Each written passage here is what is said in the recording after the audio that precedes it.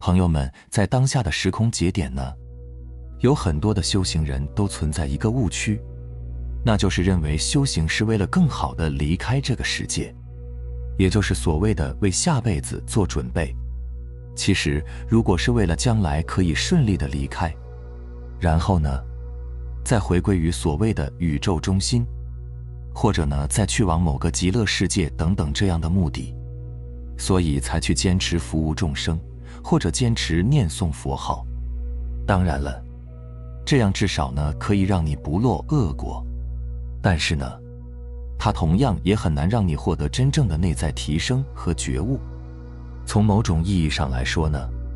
这其实就和我们平时总说的白天不做亏心事，晚上不怕鬼敲门，善有善报，恶有恶报等等这些说法一样。虽然他们在本质上都还是在利用人们的恐惧和贪婪，但是呢，也依然不失为一种引人向善的善巧。最终的目的呢，还是为了让人们能够多行善，少作恶或者不作恶。但从推广的成本和现实的效果上来看呢，这种方法的确是比较易用、实用。于是乎，这些简单容易理解的、易上手、易操作的、易学易用的，明确说明了做了以后就能让你获得什么，或者免于什么的，诸如此类面向大众的宗教和修行方式，就变得更加容易被大家所认可和接受了。其实，就连所谓的三世因果论，也是基于这一点演化而来的。其核心的目的呢，就是为了让人们能够对自己今生今世的一言一行，都可以心存敬畏之心。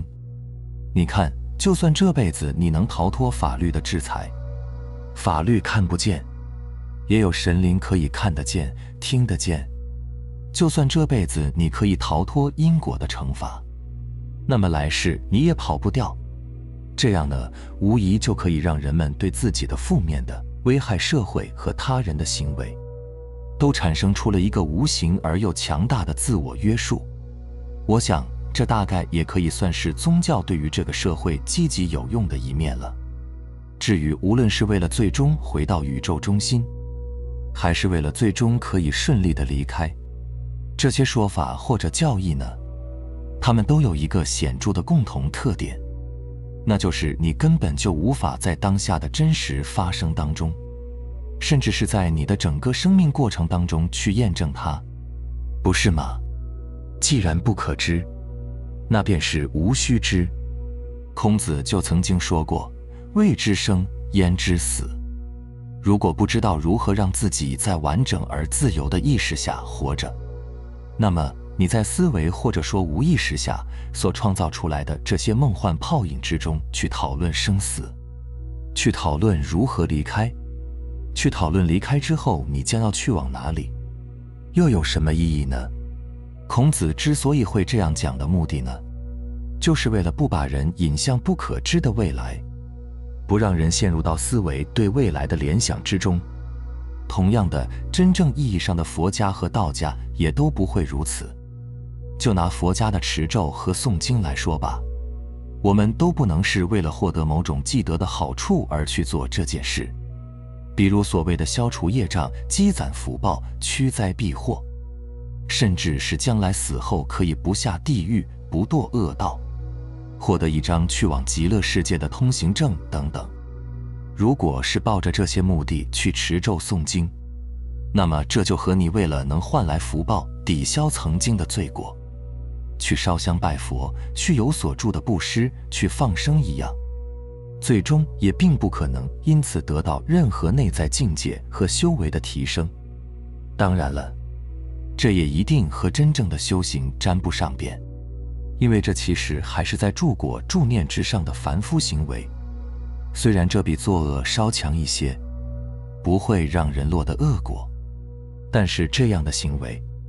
依然还是处在众生的颠倒妄想之中，离真正的觉悟还十分的遥远。如果非说这样做能获得的实际好处，那可能就是它的确能让人暂时的安静下来，从本来可能的各种造作，各种更加无意义，甚至有害健康、有害他人的行为和习惯当中暂时抽离，让人强行去体验和适应安静和独处。你看，这像不像一个家长正在通过威逼利诱来强行让一个不听话的孩子写作业呢？好，那么话说回来了，如果我们先暂时的抛开佛教本身所赋予持咒和诵经行为的特殊意义，那么我们做这件事情到底又有什么意义呢？我个人认为，持咒和诵经的本质其实就是一种全意识的冥想式诵读，其本质和我们平时所说的打坐、禅定、观息、数息等等都是一样的，只是在表现形式上有所不同罢了。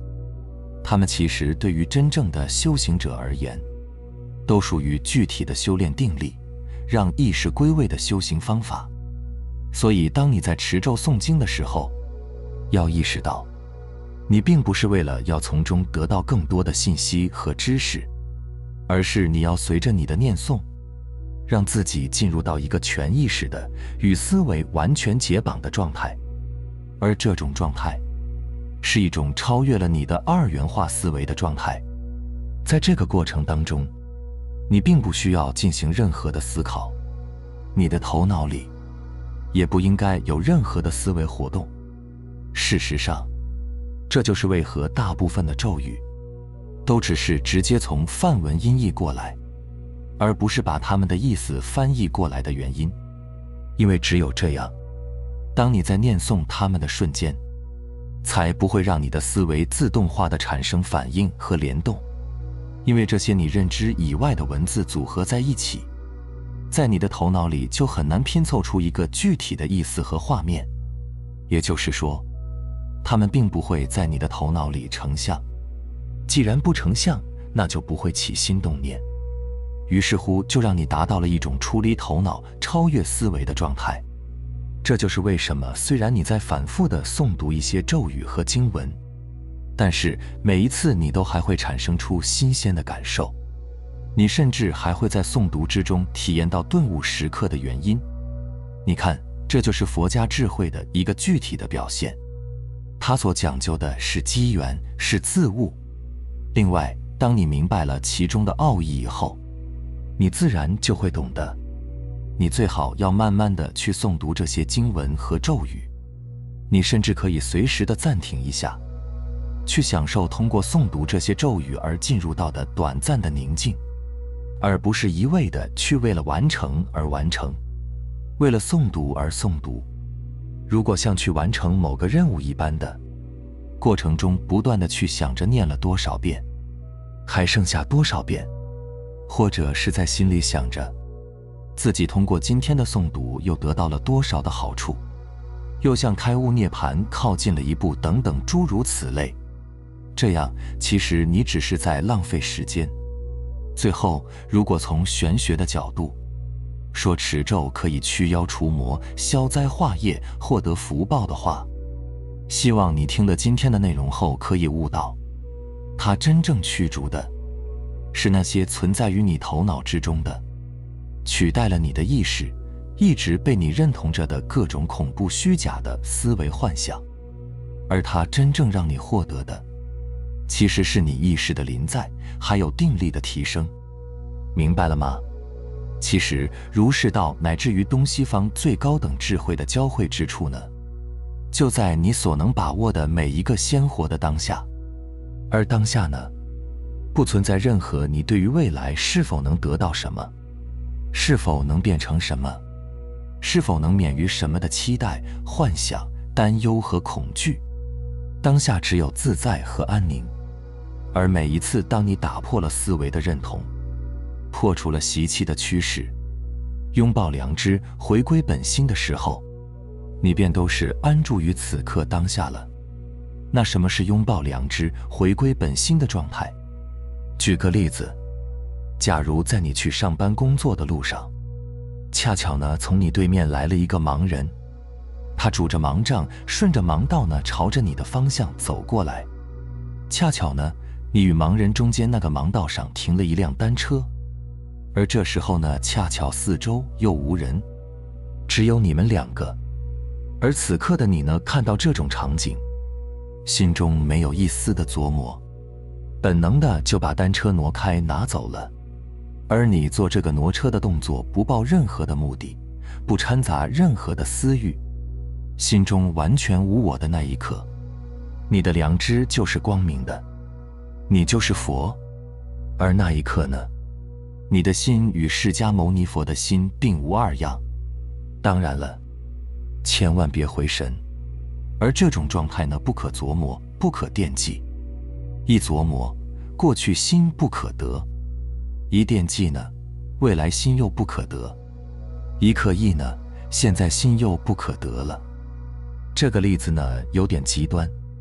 其实你当下遇到所有的人、所有的事、所有的种种，如果你能做到无所执着、无我的去面对，跳出游戏的角色，那你就能时刻安住在当下。所谓的觉悟呢，就是你找到了自己那颗本自具足的菩提心。你都本自具足了，何来外求？你的菩提心呢，也不在别处，就在时时刻刻跟随着你，形影不离。一旦你跳出游戏，你的良知、自性、本心通通的都会显现。